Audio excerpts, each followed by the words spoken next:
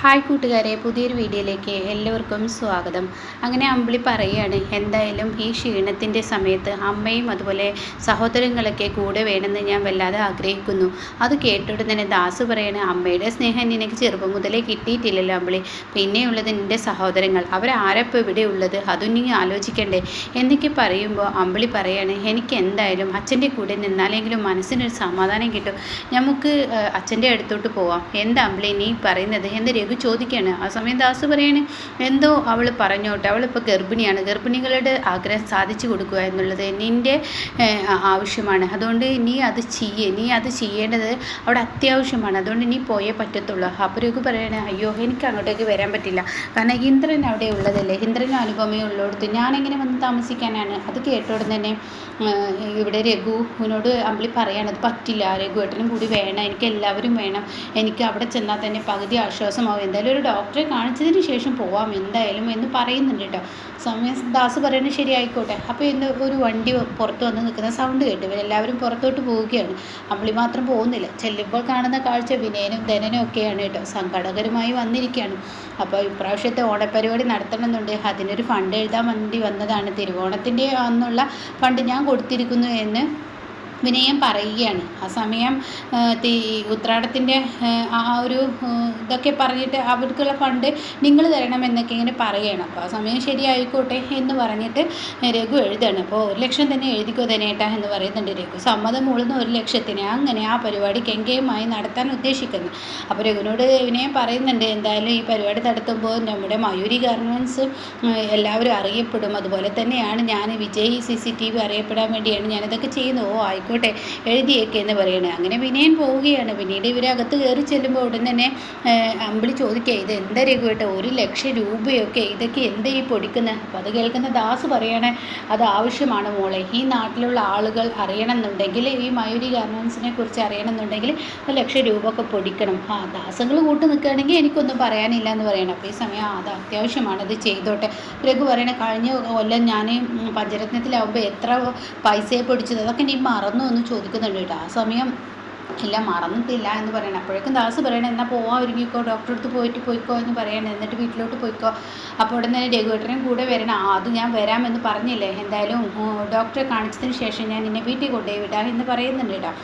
ആ സമയം അമ്പിളിയുടെ മനസ്സിൽ 1 ലക്ഷം രൂപയൊക്കെ എന്തിനാ രഘുവേട്ടാ, നമുക്ക് ഉണ്ടാവുന്ന പൈസ അത്രയാണ്, ഇതൊക്കെ ഇങ്ങനെ പൊടിക്കണമെന്ന് ചോദിക്കുമ്പോൾ എടി അത് ഞാൻ പറഞ്ഞല്ലോ, നീ നിൻ്റെ പണി നോക്കി എന്ന് പറയുകയാണ്. പിന്നീട് കാണിക്കുന്നത് സുശീലയാണ്. സുശീല അമ്പലത്തിൽ പോകാൻ ഒരുങ്ങാണ്. അപ്പോൾ ശേഖരൻ ഇങ്ങനെ നിന്ന് സുശീലയെ നോക്കുന്നുണ്ട്. ആ സമയം സുശീല ശേഖരനോട് പറയണം, അതെ നിങ്ങൾക്കുള്ള കറക്റ്റ് ഭക്ഷണം പ്രതിഭ അങ്ങോട്ടേക്ക് കൊണ്ടുവന്ന് വന്ന് തരും, അത് കഴിച്ചാൽ മതി എന്ന് പറയണം. ആയിക്കോട്ടെ സുശീല എന്ന് പറയുമ്പോൾ ആ സോന വരുന്നത്, അമ്മേ എൻ്റെ കുഞ്ഞിന് നല്ല പനിയാണ്, ഷാമോൾക്ക് നല്ല പനിയുണ്ട്, അതുകൊണ്ട് തന്നെ എനിക്ക് അടുക്കളയിലോട്ട് കയറാനൊന്നും ഇന്ന് പറ്റത്തില്ല, എൻ്റെ കുഞ്ഞിനെ നോക്കിയിരിക്കണം, പിന്നെ പ്രതിഭ മാത്രം പണി ചെയ്തു എന്ന് പറഞ്ഞിട്ടുള്ളൊരു വിവാദം ഈ വീട്ടിലുണ്ടാക്കരുത്, ഞാനാണെങ്കിലും ബ്യൂട്ടീഷ്യൻ കോഴ്സിന് ഇന്ന് പോകുന്നില്ല, അപ്പോൾ അതുകൊണ്ട് അമ്മ പോകുന്നത് എവിടേക്കാണെങ്കിലും അമ്മ പോയിട്ട് വേഗം വരാൻ നോക്കുക, എന്നിട്ട് പ്രതിഭയെ സഹായിക്കുക. അത് കേട്ട ഉടൻ തന്നെ സോനയോട് സുശീല പറയാണ്, അതെ നിനക്കിപ്പോൾ എന്താ പ്രശ്നം? അപ്പോഴേക്കും ശേഖരന് മനസ്സിലായി. അപ്പോൾ ശേഖരൻ പറയാണ്, ഞാൻ സഹായിച്ചോളാം പ്രതിഭ മോളെ, സുശീല ഞാൻ പണ്ട് ചെയ്ത പോലെ ഞാൻ അടുക്കളയിൽ കയറി പണികളൊക്കെ ചെയ്തോളാം എന്ന് പറയണം.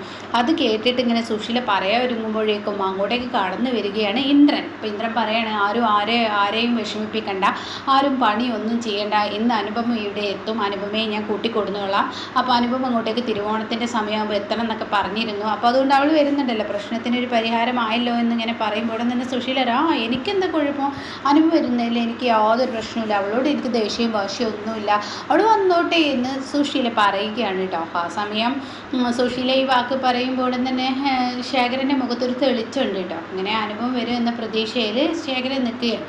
പിന്നീട് അനുപമ പാക്ക് ചെയ്യുന്ന ആ രംഗമാണ്, തൻ്റെ വീട്ടിലോട്ട് പോകാൻ തൻ്റെ ഡ്രസ്സൊക്കെ ഇങ്ങനെ എടുത്തു വെക്കുക. മാഷ് ഒപ്പം ഇരിപ്പുണ്ട്. അപ്പോൾ മാഷ് പറയണം, എന്തായാലും മോളെ നീ അങ്ങോട്ടേക്ക് പോകാം, അപ്പം അച്ഛൻ ഞാൻ ഇന്ന് തന്നെ പോകാൻ ഉദ്ദേശിക്കുന്നത്, ഇത്രയും നാളും സ്വന്തം മക്കളും ഭാര്യയൊക്കെ അടുത്തുണ്ടായിട്ട് ആ മനുഷ്യന് സ്നേഹം എന്തെന്ന് കിട്ടിയിട്ടില്ല, എത്രയോ നാളെ തിരുവോണം ഒക്കെ കഴിഞ്ഞു പോയി ആ മനുഷ്യനതൊന്നും കിട്ടാതെ ഇപ്പോൾ ഇത്തവണ അത് കിട്ടുമ്പോൾ അത് കാണാനുള്ളൊരു ആഗ്രഹം എനിക്കുണ്ട്, അതുകൊണ്ട് അച്ഛൻ ഇനിയിപ്പോൾ അച്ഛൻ വിളിച്ച തിരുവോണത്തിന് ഞാൻ അന്ന് ഇങ്ങോട്ടേക്ക് വരാം, പഞ്ചരത്നത്തിലോട്ട് വരുന്നുണ്ടെങ്കിൽ ഇന്ദ്രനെയും കൂട്ടി ഞാൻ അങ്ങോട്ടേക്ക് വരാമെന്നൊക്കെ പറയണം. അപ്പോൾ ആ സമയം ഇന്ദ്രൻ അല്ല മാഷ് പറയുകയാണ്, മോളെ ഇപ്പോൾ ആവശ്യം ഇവിടെ ശേഖരനാണ്. ഞാൻ എത്രയോ തിരുവോണം ഞാൻ കൂടിയിട്ടുണ്ട്, ഇനിയും എനിക്ക് ആ ഭാഗ്യം ഉണ്ടാവും. അപ്പോൾ അതുകൊണ്ട് തന്നെ നിങ്ങളൊരു കാര്യം ചെയ്യും, നിങ്ങളിപ്പോൾ തിരുവോണം ഇത്തവണ അവിടെ കൂടിക്കോളൂ, അത് തന്നെയാണ് നല്ലത് എന്നൊക്കെ പറയണം. അപ്പോഴാണ് ഇന്ദ്രൻ പുറത്ത് വന്നിരിക്കുന്നത്. അപ്പോൾ വാനമ്പ് പറയുന്നത് ശരിയാണ്, സുശീല എന്തോ ശേഖരനെ ഇങ്ങനെ സ്നേഹിക്കുന്നത് കാണുമ്പോൾ എന്തോ കണ്ടിട്ടാണെന്ന് വാനമ്പ് പറയുന്നുണ്ട്. അപ്പോൾ ഇന്ദ്രൻ വന്നു എന്ന് പറഞ്ഞിട്ട് കുഞ്ഞ് ഓടിച്ചില്ലാണ്. അപ്പോൾ വിച്ചുമോനെ എന്നൊക്കെ പറയാണ്. അപ്പോഴേക്കും മാനമ്മ ചെന്നിട്ട് പറയാണ്, ഇന്ദ്ര കയറ് എന്ന് പറയണേ. ആ സമയം പറയണേ, ഇല്ല കയറുന്നില്ല, സമയമില്ല, എന്ന് പെട്ടെന്ന് പോകണം, എനിക്ക് കടയിലോട്ട് പോകണം, അനുവിനെ ആക്കിയിട്ട് എന്നൊക്കെ പറയാം. അപ്പോഴേക്കും മാഷും അനുപമയും പുറത്തിറങ്ങി വരികയാണ്. അപ്പോൾ അനു പോവല്ലേ എന്ന് ചോദിക്കുകയാണ്. അപ്പോൾ ആ ശരി പോവാമെന്ന് പറയണേ. ഇതേ സമയം എന്നോട് അമ്മ അങ്ങോട്ടേക്ക് വരാൻ പറഞ്ഞു, മാത്രമല്ല അച്ഛനെ ഇത്തവണ തിരുവോണത്തിന് ക്ഷണിച്ചിട്ടുണ്ട്, നമുക്ക് നല്ല മാറ്റം ഉണ്ടെന്ന് പറയണം. അപ്പോൾ മാഷ് പറയുന്നത് അതൊരു മാറ്റം ആണെന്ന് തന്നെ നമുക്ക് പ്രതീക്ഷിക്കാം. ചില മനുഷ്യന്മാർ ഇത്രയും നാളും ചെയ്തതൊക്കെ ക്രൂരതയാണ് ആ ശേഖരനാണെങ്കിൽ എല്ലാം മൗനത്തോടു കൂടി കേട്ട് നിൽക്കുകയും ചെയ്യുകയാണല്ലോ. കാരണം ശേഖരൻ ചെയ്ത തെറ്റാണെന്ന്, ശേഖരൻ പണ്ടെങ്ങാനും ചെയ്ത തെറ്റിൻ്റെ പ്രായശ്ചിത്തം ഇപ്പോൾ ചെയ്തുകൊണ്ടിരിക്കുകയാണ്. സുശീല മനുഷ്യൻ അന്ന് മുതൽ ഇന്ന് വരെയും ക്രൂരതകൾ മാത്രം ചെയ്തുകൊണ്ടിരിക്കാൻ, ഒരു മനുഷ്യനെ കണ്ടു നിൽക്കാൻ പറ്റാത്ത ക്രൂരതകൾ ചെയ്തിട്ടും അതിന് പുള്ളി ഈ പറയുന്ന തൻ്റെ ഭാര്യയാണെന്ന് എല്ലാവർക്കും മുന്നിൽ തനിക്ക് പറയാൻ കഴിഞ്ഞിട്ടും താനൊന്നും മിണ്ടാതെ എല്ലാം അനുഭവിക്കുന്നത് സുശീലയ്ക്ക് വേണ്ടിയാണ്. അപ്പോൾ സുശീല ഒരു മനുഷ്യ സ്ത്രീയാണ്. അപ്പോൾ അതുകൊണ്ട് സുശീലയ്ക്ക് ചെറിയൊരു മാറ്റം വന്നു, തൻ്റെ ഭർത്താവ് തന്നെ സംരക്ഷിക്കുന്നു എന്ന മാറ്റത്തിൽ അങ്ങനെ മാറിയതായിരിക്കാം. മനുഷ്യരല്ലേ എന്നൊക്കെ പറയുമ്പോൾ അനുപമ ഇന്ദ്രനെ ഇങ്ങനെ നോക്കുന്നുണ്ട് കേട്ടോ. അവർക്കല്ലേ ഇപ്പോൾ അത് അറിയുള്ളൂ. അപ്പോൾ ഉടനെ തന്നെ വാനമ്മ പറയണേ, എനിക്ക് തോന്നുന്നില്ല അവൾ അങ്ങനെ മാറിയിട്ടുണ്ടെങ്കിൽ എന്തെങ്കിലും ഒന്ന് പ്രതീക്ഷിക്കാതെ അവൾ മാറത്തില്ല. അപ്പോൾ മാഷിനെ വിളിച്ചിരിക്കുന്നത് ഇപ്പോൾ ആ വീട്ടിൽ ചെന്നാൽ മാഷിനെ നാണം കെടുത്താനായിരിക്കും. അതുകൊണ്ട് എൻ്റെ മാഷിനെ നിങ്ങൾ അങ്ങോട്ടേക്ക് പോകണ്ട എന്ന് തന്നെ എൻ്റെ അഭിപ്രായം. അപ്പോൾ അത് കേട്ട ഉടനെ തന്നെ മാഷ് പറയണേ, രഘു അമ്പിളി ഇങ്ങോട്ടേക്ക് വരാമെന്ന് പറഞ്ഞിട്ട്. അപ്പോൾ എന്തും പറയുന്നുണ്ട്, അനുവിനെ എപ്പോൾ വേണമെങ്കിലും ഞാൻ കൂടെ കൊടുന്നാക്കി തരാം, അതൊന്നും വേണ്ട, രഘു അമ്പിളി ഇങ്ങോട്ടേക്ക് വരുന്നുണ്ട്. മാത്രമല്ല പക്ഷേ തിരുവോണത്തിൻ്റെ അന്ന് ഞങ്ങൾ പഞ്ചരത്നത്തിൽ പോകണം എന്നൊക്കെ വിചാരിക്കുന്നുണ്ട്. അപ്പോൾ അത് കേട്ട ഉടനെ തന്നെ ഇന്ദ്രൻ പറയണത്, എന്നാൽ തിരുവോണത്തിൻ്റെ അന്ന് പോകണമെന്നുണ്ടെങ്കിൽ ഞാൻ അങ്ങോട്ടേക്ക് വരാം. വേണ്ട, നിങ്ങൾ തവണ സുശീലയും ശേഖരനൊക്കെ ഒരുമിച്ചുള്ളൊരു ഓണം തന്നെ ആവട്ടെ, അവിടെ കൂടിക്കോളൂ, ഇങ്ങോട്ടേക്ക് വരണ്ട എന്ന് പറയുകയാണ് കേട്ടോ. എന്തായാലും ഇറങ്ങാൻ നോക്കിയെന്ന് പറഞ്ഞിട്ട് അവരെ പറഞ്ഞു വിടുകയാണ്. പിന്നീട് ഹർഷയാണ് കാണിക്കുന്നത്. ഹർഷയും സുശീലയും തമ്മിലുള്ള ചേരലാണ്, അവർ തമ്മിൽ സംസാരിക്കുകയാണ്. ഹർഷയോട് പറയുകയാണ്, ഇന്ദ്രനോട് ഞാൻ അവളെ വിളിച്ചു കൊണ്ടുവരാൻ പറഞ്ഞു എന്നൊക്കെ പറയുകയാണ്. ഹർഷ പറയുകയാണ്, എൻ്റെ ആൻറ്റി അവൾ വരുന്നത് പേടിയാണ്, അവളെ സൂക്ഷിക്കണം, അവളെ ശ്രദ്ധിക്കണം, അവളിങ്ങനെ ശേഖരനുമായി അടുത്ത് കൂടിക്കഴിഞ്ഞാൽ നമ്മൾ ഈ ഒളിപ്പിച്ച് വെച്ചിരിക്കുന്ന ഈ സത്യങ്ങളെല്ലാം അറിയും. പിന്നെ ഇപ്പോൾ താമസിക്കുന്നത് ഒരു പുലിയെയാണ് ആൻറ്റി ഇത്രയും കാലം സംരക്ഷിക്കുന്നത് മനസ്സിലാക്കണം. ആൻറ്റിയെ ഇപ്പോൾ സപ്പോർട്ട് ചെയ്തിട്ടുണ്ടെങ്കിലും കൂടിയിട്ട് ഇങ്ങനെയുള്ള സത്യങ്ങളൊക്കെ അറിഞ്ഞാൽ ഒരുപക്ഷെ ആൻറ്റിയോട് പ്രതികാരം ചെയ്യാൻ ശ്രമിക്കും. ഏറ്റവും കൂടുതൽ അനന്തമാഷിനെയും ഈ പറയുന്ന അനുപമയാണ് പേടിക്കേണ്ടത്. അവരൊപ്പം നിന്ന് കഴിഞ്ഞാൽ അവർ കാരണമാണല്ലോ അവർ അങ്ങോട്ട് ഈ പറയുന്ന ശേഖരൻ അങ്ങോട്ടേക്ക് എത്തിയത്. അതൊക്കെ ചിന്തിക്കണമെന്ന് പറയുമ്പോൾ അത് നീ പറഞ്ഞത് കാര്യമല്ലേ, അത് അങ്ങനെയുണ്ട്, അതുകൊണ്ടാണ് ഞാൻ മാഷിനെ ഓണത്തിന് ക്ഷണിച്ചത്. പിന്നെ അനുപമ ഒരു കാര്യവും ശേഖരന് ചെയ്യുക, അതൊക്കെ ഞാൻ വീട്ടിൽ വന്നത് മുതൽ അവൾ ചെയ്യില്ലെന്ന് പറഞ്ഞിട്ടുണ്ട്, ഞാനൊരു കാര്യം ചെയ്ത് കൊടുക്കുക സമ്മതിക്കൂല, ഒക്കെ ഞാൻ ഏറ്റെടുത്തിക്കുകയാണെന്നൊക്കെ ഇങ്ങനെ പറയാനുണ്ടോ. അപ്പോൾ എന്തായാലും അയാൾ എന്തായാലും വരത്തില്ല. അയാൾ ഒരു പഴയ ഓർമ്മയും വെച്ച് പുതുക്കി നടക്കുന്ന ഒരു മനുഷ്യനല്ല. പഞ്ചരത്നത്തിൽ ആ വിഷുവും ഓണമൊക്കെ അയാൾ ആഘോഷിക്കത്തുള്ളൂ. അയാളൊരു പക്ഷേ അങ്ങോട്ടേക്ക് പോകുന്നുണ്ടാവും, ഞാൻ വെറുതെ വിളിച്ചെന്നുള്ളൂ, അയാൾ അങ്ങോട്ടേക്ക് പോകാതെ എനിക്ക് ഉറപ്പാണ്. എന്തായാലും അയാളുടെ ആ പഞ്ചരത്നം എനിക്ക് വിലക്ക് മേടിക്കണം, 20 കോടി കിട്ടിയിട്ട് വേണം എൻ്റെ വാശി നടത്താൻ എന്നൊക്കെ പറയുന്നുണ്ട് കേട്ടോ.